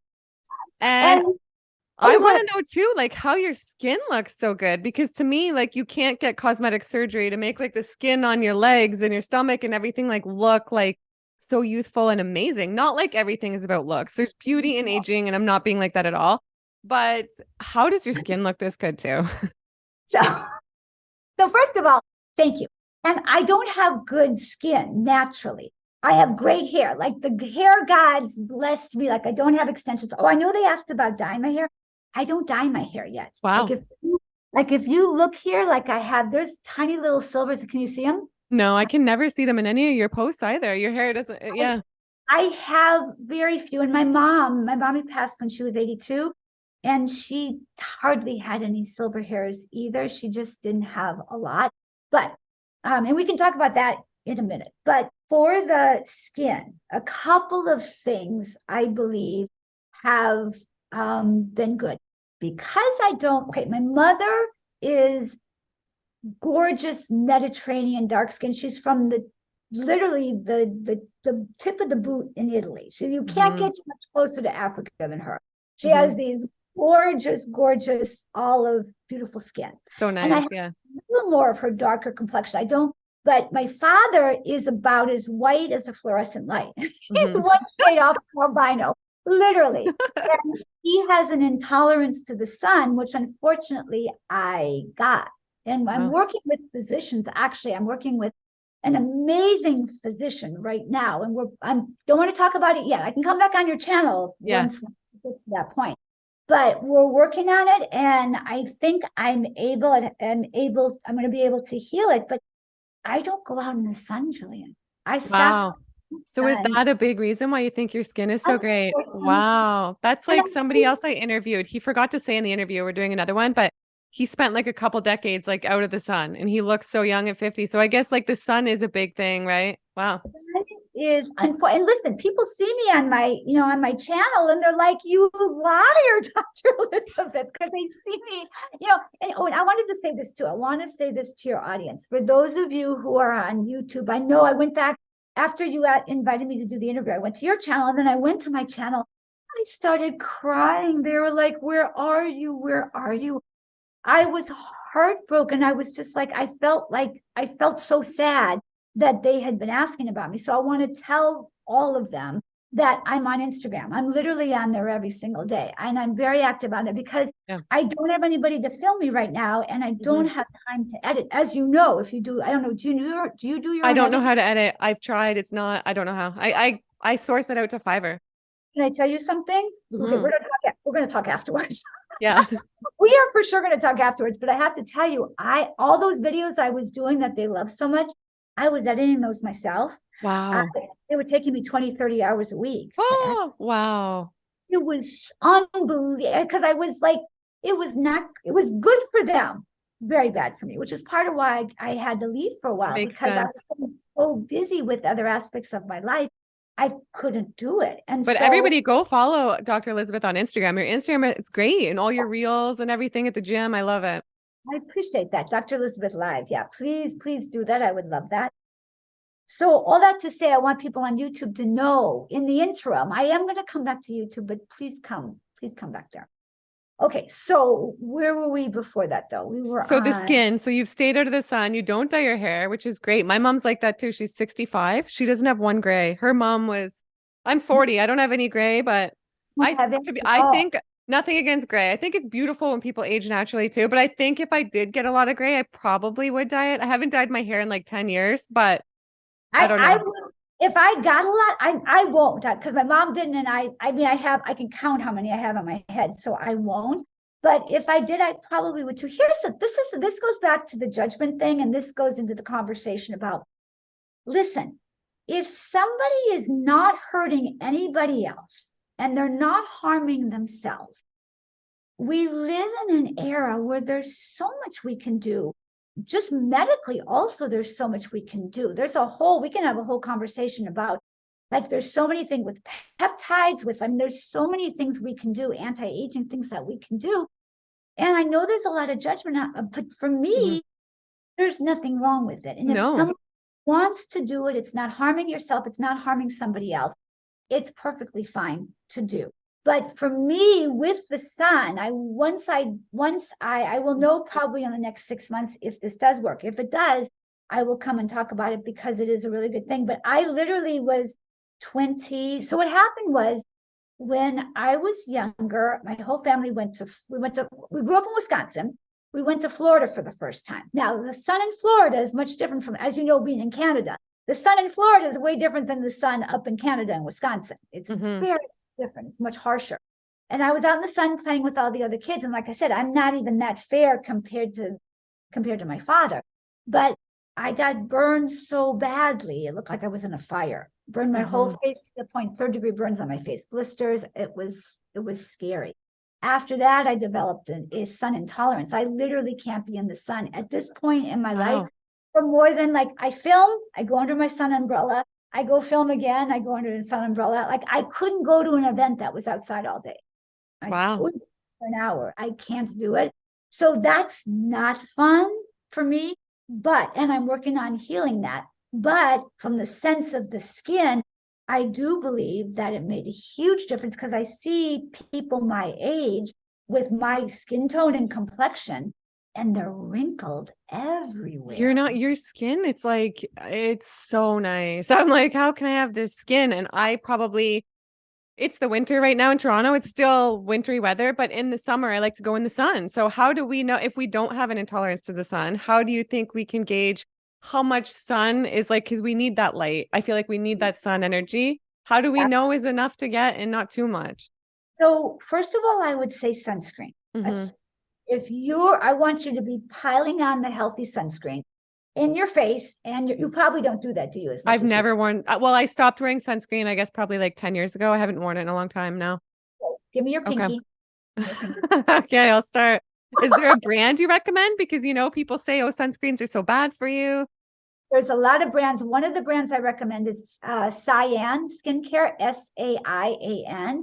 She's a friend of mine. It's a female-run company. Her mother started it. Her mother was gorgeous, a gorgeous Russian lady, beautiful. And my girlfriend Dasha, who owns the company now, is also gorgeous. The skin products, not just the sunscreen, but the skin products are amazing. And I swear by them. They're really, really good. So 𝑠AIAN I would do. I use that on my face every single day, and my décolletage area, my neck and my décolletage area. And then on my body, they also have a 50 sunscreen. It's called a mineral sunscreen that it has a really nice amount of zinc oxide in it, which is really good. Because what happens is when I put it on, I literally turn white right away in the beginning, and then it all blends in. But I put that on my whole body anytime I go out. And so I would recommend sunscreen and reapply it especially if you go in the water, reapply it. I would be voracious in your application of sunscreen all the time. And I would also watch when you're out, the same with your kids, because you're pretty fair. I put it on my kids. Yeah, I am pretty fair. If I get out in the sun a lot, I can tan. Like I spent most of my 20s in the tanning bed, which is so bad. I was addicted to the tanning bed. Sometimes you're only allowed to go once a day, right? So sometimes it was so nuts. I was so addicted. I would go to a different tanning salon to go twice in a day. It was crazy. And I don't do it now, but do you think like that's going to catch up with me in my 50s? I'm not going to say that. And you're going to talk to me. Listen, there are skin treatments that you can do. These are natural skin treatments that I'm really big on skin treatments. I do infrared skin treatments. I do, there's radio frequency skin treatments. I've heard of that. Amazing. They're amazing. So there's a lot of skin treatments that you can do for your body. But then when you do those, you're not supposed to be out in the sun, especially when you're doing them. But I'm not out in the sun anyway, so it's okay. Okay.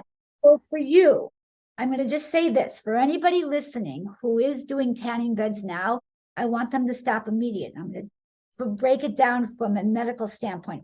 Why? The rays of the tanning bed are different than the rays of the sun. They are longer, and they go not only into the epidermis of your skin, the upper layers of the skin, they go into the connective tissue. And they damage it on a deeper level, which is what holds everything together. So you really don't want the tanning bed. So for you look amazing now. You look, especially for your age, you look incredible. Thanks. And so you're good. When did you stop doing the tanning bed? I think it's the foods too. The foods have helped a lot. I think I used to eat a lot of the standard American diet. I spent my 20s and early 30s like drinking every day. And I think had I kept on that lifestyle and stayed, like I would not look as good or feel as beautiful. So I think that'll work in my favor a bit to help out. But I mean, it is what it is, right? And trust me, I have secrets. Yeah. Skin treatment. And it's hydration too, right? It's hydration. It's managing the time you're in the sun. And if you cannot be in the sun between, let's say 11 and 2, 12 and like during the peak times, like just don't be in the sun during those times. And also see for you in Canada, from around September to May or something like that. It's dark. June, July, August. It's not really. So for someone that was in Canada and the sun rays are not as strong, then you're good. You're completely. Yeah, it's different than if I was in Costa Rica, just baking every day. Completely different. So I think that you're good. But I would say that the foods that we eat, how much water we drink, Also, our mindset plays into this as well a lot. It really, really does. How we think about things. Again, cells of our body have intelligence. And so what we can regenerate the cells of our body in really powerful ways. When, again, going back to awareness and consciousness, the more time we spend, I call it stepping out of time into the divine. I do believe that part of the reason that I look better than my age is because I spend so much time out of time in the divine, which is not in time. The divine, when we're in divine, we're out of third dimensional. We are literally out of the third dimensional realm. We are out of the third dimensional realm, and we are into the divine time. We are into the higher realms. It has a different effect on the body. Yeah, it reminds me of my grandmother passed away. I forget how many years ago now. And shortly after her passing, she came to me in a dream. She was like in a kitchen. She came to me in a dream to say like everything's okay and like everything's good. But she looked like a much younger self, like a 30-year-old, her like best self at like 30 or 35. I don't even know, maybe like around there. And it just reminds me of that. Yeah. It's true. It's so all of those things contribute to that. Yeah. And there's something else I want to ask you. So your doctorate is in dentistry, and you know, the things we put in our body, they say can be so important. And I have a root canal that I got from some dental work. I had a lot of dental work in my 20s because my teeth were after, I don't know, I had fluorosis as a kid. So then I had veneers put on before my wedding when I was 22. And then I guess from the trauma to the tooth, then I needed a root canal. So you see and I've had it for, I guess, like 18 years. You see all these things saying that the root canals are really toxic. Like, I would think you have a great opinion on that. I do. I have been out of the field for a long time, but I know about it.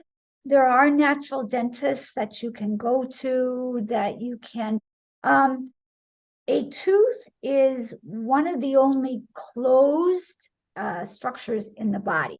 Everything else flows in and out, in and out. Now it has the veins, and it has the veins and the arteries going in and out of the teeth and everything. The nerve cell goes in and out, but it's a closed container, the tooth.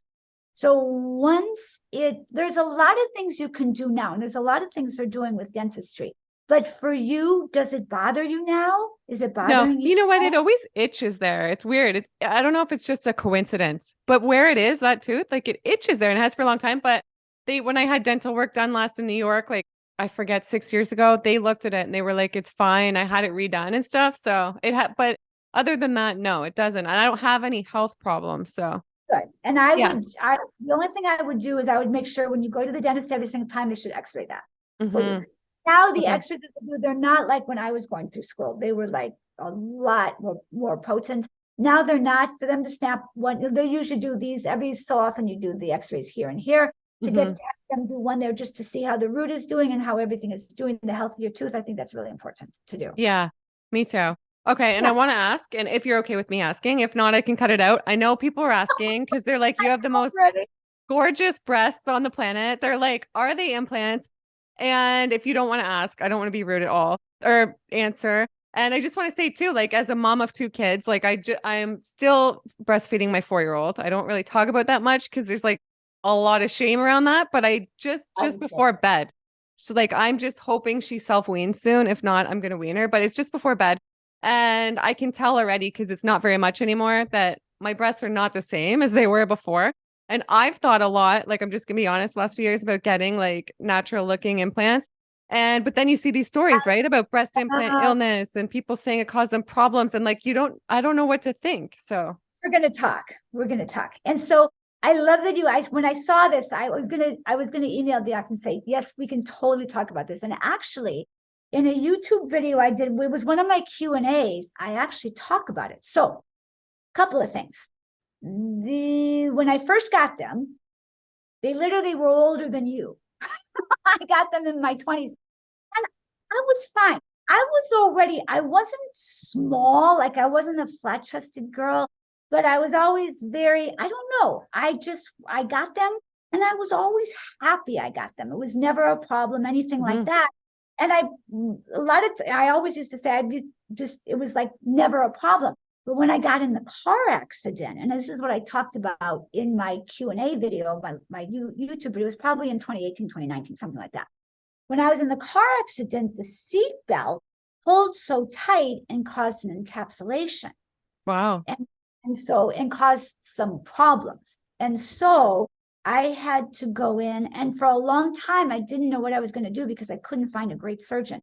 I found the best surgeon. She's one of the best breast surgeons in the whole world. She has a whole breast center. Her name is Dr. Lisa Castlett. Mm-hmm. Cannot say enough about her as a surgeon. She's genius. I'll give you her Instagram as well. And also as a human being. She's amazing as a human being. She's kind, she's thoughtful, she takes her time, she explains everything, she explains what she's going to do. So let's talk for a second. So I'll finish my story and then we'll talk about the different scenarios so that women can be educated. I was thrilled I got the implants. I probably would have down the road gotten them replaced anyway because they're not meant to last your whole life. Mm-hmm. They say 10 to 20 years. It depends upon each person. Mine, until the car accident, mine were fine. But after that, I had to have them done and I was fine. I had them done last June. And if you look really carefully at my photos from beforehand, you could see the encapsulation on one side. Now they're fabulous. I'm happy. I'm thrilled I did it. No complaints about it. I feel amazing. So let's talk about breast implant illness. When implants are not done properly, it can cause breast implant illness. So everybody's talking about breast implant implants, and oh my God, it's scaring young girls. Oh my God, should I get them? Or even worse, oh my God, I have to have them ripped out. If they're done properly, what happens is there's a way of doing it, and then you have to make sure the environment is clean, and then you have to introduce the implant into the body in a very sterile way so as not to introduce any bacteria. If you introduce bacteria into it, which certain ways of doing the surgery can do, It can cause tons of problems, encapsulations, breast implant illness, and a lot of other things. But they can be done like she did mine beautifully. And I just have had, the first time I had no problems with it up until I was in the car accident. And now I've had no problem with it. So that's the first thing. The second thing is I don't know these influencers personally, but I saw some of their YouTube videos. They talked about how they had them and they didn't get breast implant illness, but they didn't like how it felt in their body. Yeah. They really just didn't like it. And they had them taken out. And for me, I think it's just a woman's preference of what she wants. Like, if you don't want, I think it's fabulous not to do it at all. I'm glad I did it. I'm very transparent about talking about it. I'm glad I redid it. I think my surgeon was amazing. I love her to death. I think she's incredible. I think I picked the perfect surgeon and she took brilliant care of me. I think that if a woman, like for you, I love that we're talking about this. I think you want to really look at, and this is where getting more conscious and aware, you can get your answers. Who's the right surgeon for you? Where's the right place to go? What's the right thing to do?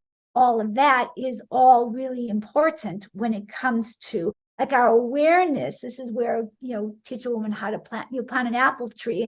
The woman can eat for her whole life. She gets her answers. You have the awareness of, yes, this surgeon is the right surgeon for me. No, that surgeon's not. Or yes, this is the right decision for me. Tuning out what anybody else might say. I could care less what anybody. You can't imagine at my age, with how I live my life, how I wear my hair, how I, run around in the clothes I run around in, and what I do, even with my dancing, I get a lot of people that have a lot of things to say about how I express myself. Okay, I'm having a wonderful life. I have a fabulous life, and I'm really enjoying this fabulous life. I could care less. So it's really, once you decide, and then you really look and see, how do you want them? Who do you want to do it for you? Educate yourself on all that. I think all of that is really, really important. But I think the one thing I would just tell people is observe, even in our conversation, if people are listening to our conversation, are they getting judgmental about it? Like one of the things I see, oh, you say you're this, which is why I don't like to put labels on things, but oh, you say you're so healthy and you say you're this, but you have implants. What does one have to do with the other? Nothing. It's my body. And I think everyone just has to do what makes them happy. It's like you said, as long as you're not hurting somebody, you have to do what makes you happy. And like, that's the most important thing. I remember one time I spoke at the very first raw food panel at the Conscious Life Expo. And it was myself, it was a gentleman who owned a raw food restaurant, Mimi Kirk, and why am I spacing on his name? Marcus Rothkranz. And Happy Oasis was the monitor, and also she was on the panel as well. And I remember Mimi saying, someone asked her, well, you're supposed to be all natural, which again, I think it's ridiculous. She happens to eat plant-based foods, living foods. That's her choice. But she's like, you're not natural because you dye your hair. And so what she said to the person is, she's like, it's you know Mimi Kirk, right? Yeah, I had her on the channel before. Okay, she's a beautiful blonde woman. She's beautiful. And she has fabulous blonde hair that she dyes. And it's like, oh, well, what's the big deal? She happens to, and there's a natural dye. What's it called? I can't remember. Oh yeah, people were asking if you could recommend, because a lot of people I think thought maybe you did dye your hair. I know a lot of people. In fact, a lot of people don't believe me when I say I don't dye my hair. They don't believe me. No, I know. I had Shane Sterling on, like I told you before, he's 50, and a lot of people were like, he dyes his hair, he gets Botox, he does testosterone, he's lying about his age. They said, we need to see a birth certificate. Like, they just don't believe it when these things, it's funny. You just have to laugh. You just have to laugh. And it's okay. And so as far as I can remember, Herbitint, I think I'll message you to tell you for sure, but I think it's Herbitint. And did you always, I love how you just don't care, you know? I love how you're just like, I'm not like fully there yet. I love how you're like that. And were you always like that, or did that come with age? Like, with your, It came with age, and my mom really helped me with this. My mom actually got better. It's funny. If I can find the pictures, we'll put them in. My father went reverse. My father looked he's 6 years older than her. They met when he was in his late 20s and she was in her early 20s. She looked much older than him, and he looked like a kid. He had blonde hair, and he just looked like a kid. Around 35, 40, they began to swap. And by the time he was in his 80s, right before she passed, she looked like his daughter or even more. Like, she literally just got better looking as she aged. She just kind of stepped into herself. And she was the one who helped me. One of the things, when I started dancing professionally, I was at a stage, wait, actually, let me see. Yeah, no, it was right. Even before that, when I was also skating professionally. I traveled around the world skating professionally. So I was in my 30s during that time. And I also was doing some modeling and commercials. And during that time, I got hired to do a lot of different things. During that time, I felt very self-conscious about my age. Really so. It's before I hadn't quite fully owned like that idea of anything's possible. It's not that anything was possible, but it was the idea of it's too late. I was a little bit in the energy of it was too late. And I remember lying about my age. And it was, number one, it was exhausting. Number two, I come from a really close-knit family, and my sisters were all a year apart. And so what started happening, and they're a big part of my life. So we would start going to things, and I would have parties, and I'd invite my friends from acting school in, and I would invite friends I was doing things in the industry with, along with my family. And they're like, what age are you again, Elizabeth? What age does that make me? That's the thing, lying. It's just, It got so convoluted and so complicated. And I remember when it happened when I turned 40, like just a freedom happened. It was just like, F it. Like, literally, it was just like, and my mom was the one, she said, honey, she said, you're going to, and it's funny because she actually predicted what I'm doing now. She said, I was only 40 at the time. And she said, honey, there's going to come a time when you are going to be out, like literally vocalizing your age, and people will be like, it'll be like a thing, like it'll be like, oh wow, you'll be telling people your age and you'll be able to own it, and it'll be amazing. And wow, she was right. I love it. And I want to ask too, sorry, go ahead. Yeah, The other thing is, when you own that freedom, it's delicious. There's like, it's because the weight of the worry about telling the lies and worrying about it and trying to keep up with everything, that ages you and that exhausts you, that drains your energy. And so if you can be in the energy and the freedom of not caring, oh, that's real living. That's like real living, almost like you're living your dreams in reality. That's, exactly. And I want to say one more thing, because regardless of whether a woman decides she's going to do something about the aging process, regardless of what it is, from natural treatments to all the way down to surgery, whatever it is, I want to give two examples. There's Audrey Hepburn. Remember Audrey Hepburn? She was an actress.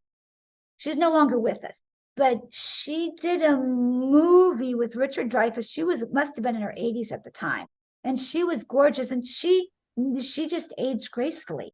And you see she was close to her age, but the radiance, she was such a beautiful soul. The radiance coming from her was so exquisite. It was gorgeous. And so there are some celebrity women who I will use this example only because she's been transparent about it. She's talked about it. Jane Fonda. And I think Jane Fonda is amazing. I think everything about Jane Fonda is amazing.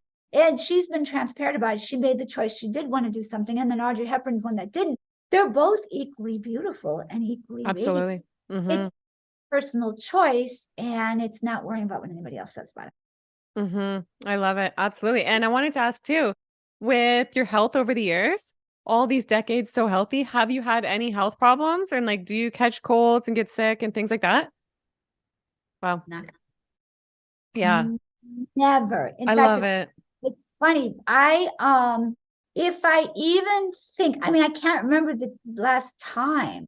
And that's why I think ginger is one of my superfoods. I really swear by ginger. And if I ever, now let's talk about this for a second. There's every physical ailment, every physical dis-ease has an energetic, emotional, and mental aspect to it. And every time I work with my private client, every time I have professional athletes whose names you would recognize if I said who I was working with. And every time they come to me, Dr. Elizabeth, this is hurting, or this is hurting, or this is, we look at it energetically and we clear it. And it's like 9 times out of 10, it was something energetic or emotional. And people throw energy at other people unconsciously. Some people know it, most people don't know it. And so there's a lot of pains people can have. There's a lot of dis-ease people can have. Now, I'm not saying, listen, I'm all for if someone is facing a health challenge. I feel incredibly lucky that has not been my path. I feel incredibly lucky. I had other things, and I'll share with you one of those things was, but I've been very lucky in the health department. But I think that people have way too many judgments about disease also, a lot of judgment. And I think that people I really respect is the medical medium. He channels the way I channel, and he has a lot of good things to say. And I think that one of the things that happens is people who are in a state of disease get shamed as if they did something. True. Yeah. And people being like, you should eat like this, or you should do this, or It's like that has to stop, because it doesn't do any good to shame. They're already struggling with a disease. I invite people, if they're struggling with the disease, to go ahead and you can do some of the energetic work to help clear things, but it's the judgment around it and the shame around it is really bad. I don't like that at all. And I think that especially somebody like these 20-something influencers who are talking about, oh, this is what we have to talk about. 20-something influencers who are talking about follow my lifestyle and my way of eating when they are still in what I call the infallible years. True. Infallible years is a time when you can eat whatever. I talk about this in my book. Eat whatever you want, drink whatever you want, do whatever you want, and you bounce right back, right? Go an all-nighter, anything. You bounce back, you wake up the next day fresh as a flower. All of a sudden, one day, and it's different for everybody, you're not in the infallible years anymore, which is why I tell people, when I love working with people who are still in their 20s and even teens, because if you can start getting them into healthy habits early, they're going to have a delicious ride the whole time, because they're going to I started eating healthy at 8. So when I went through the infallible years, it wasn't even a blip on the radar screen for me, because I was already so healthy. It wasn't anything. Mm-hmm. So with regard to that, what were we were talking I was about. going to ask you too, because we were talking about when people get sick. I was going to ask you, do you think it can cause disease in people when they're in the wrong relationship? And how can people know how can people know when it's the right or wrong relationship? I think it can be easy to get confused, is this the right person or not? So my answer is super simple. There's a deeper answer, but my answer is super simple.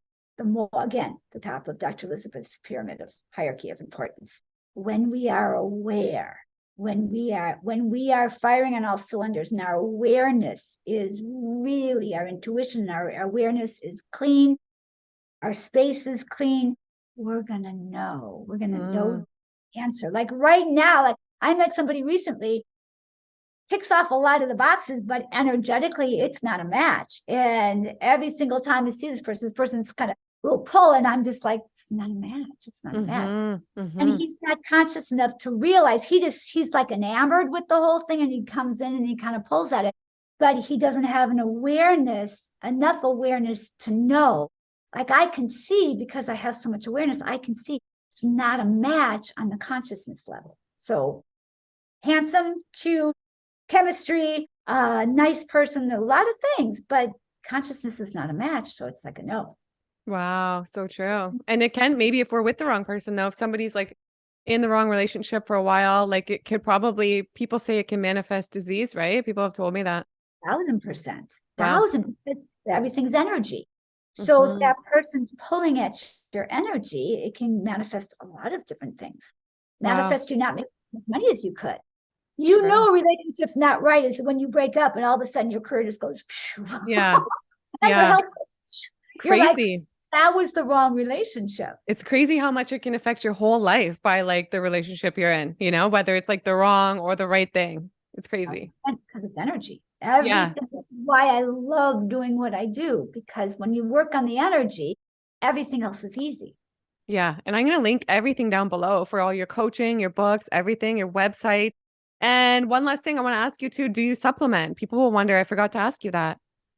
Do supplement. And I think with the state of our food being the way it is, it's, unless you're like Gabriel Cousins and you're off the grid and he's, I agree. Even his manure is like special manure. So it's like with him, it's probably a little bit different.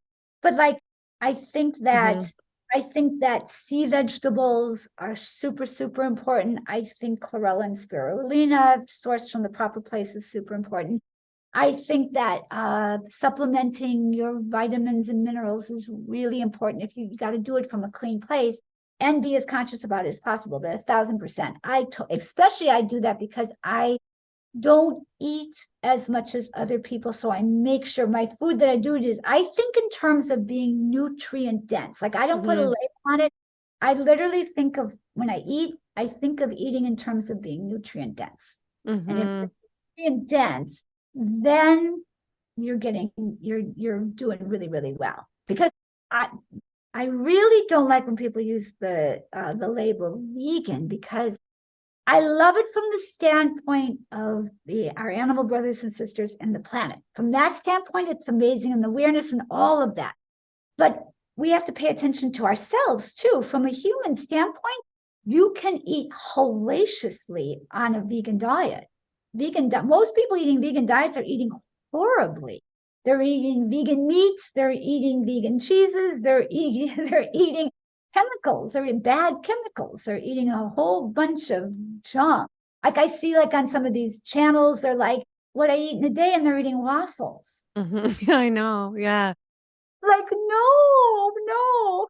It's like, just because it doesn't have an animal, that again, that's the base level. Then from there, you have to be. That's why if it's living, it's much harder to eat bad food if it's living. If it's living, then it's much easier to keep it clean. Yeah. Yeah. So true. Well, this has been amazing. I've absolutely loved having you on and speaking to you. You've blown me away like 10 times more than I even expected. It's been just so nice to get to know you, and you're just so genuine, and you're just so connected to yourself, and you're living such a beautiful life. And I love it. I think you're awesome. I would love to have you back in the future. And everybody go follow Elizabeth. And if there's anything you feel called to share, maybe some inspiration for somebody who might be struggling with their health or any areas or anything at all that comes to mind, that would be amazing. I would say it's possible. And from the standpoint of owning, in fact, my mantra, this is mine. If you use it, anybody, credit me for it. It's possible for me in 2023. That's the mantra. And what I would invite people to do is begin to embrace that mantra. Because what I love mantras, when I channel for my clients, I get downloaded mantras specifically for them, which they then use, which really, really helps. So a mantra, let's say you come up against, let's say someone's wanting to start to get healthy and they get discouraged. They hit a little bit of discouragement. Having that mantra, first of all, letting yourself off the hook. My number one secret would be to take a breath. I tell a story, which I won't tell here, but in my book, I tell a story. I got my car broken into and I lost the belongings in my car, found them both so synchronistically. Maybe I'll tell the story in my next interview with you. Yeah, that would be amazing. Unbelievable. It will blow you away. It's unbelievable. But I took a breath because it was a very difficult time in my life when this happened. And I stopped and I took a breath. And in the time you take, in fact, what I do is one of my tools, it's a self-soothing tool. I put my left hand on my heart, my right hand on my solar plexus, and you close your eyes and you take a breath. Like the kind where you expand your diaphragm and you expand. Not this, but that. And in that moment, the divine can sneak in if you're quiet enough and begin to whisper to you. Wow. Go here, take a breath. And in that moment, it can be just enough to stop the self-sabotage. Then they layer in. So you take a breath. So here would be my Dr. Elizabeth tips. Take a breath. Layer in, the next step would be layer in the mantra. Deep breath in. Self-soothing. It's possible for me in 2023. It's possible. It's possible. And then go take one action step in the direction you want to go. You don't have to, Rome wasn't built in a day. You don't have to do everything. You literally take one step because small changes equal miraculous results. We are multidimensional beings. So if we take one step over here, it affects everything for the better. One step. Doesn't matter what choice. You make one positive choice in the direction that you want to go. It's like dominoes. We shift everything for the better. So if they do those three things. Amazing. And to the viewers, I hope you truly got some value from this. I hope you enjoyed it. If you did, give it a big thumbs up right now and make sure to subscribe if you don't already for more great videos just like this one. And I'll see you guys in the next video. Bye. Ciao.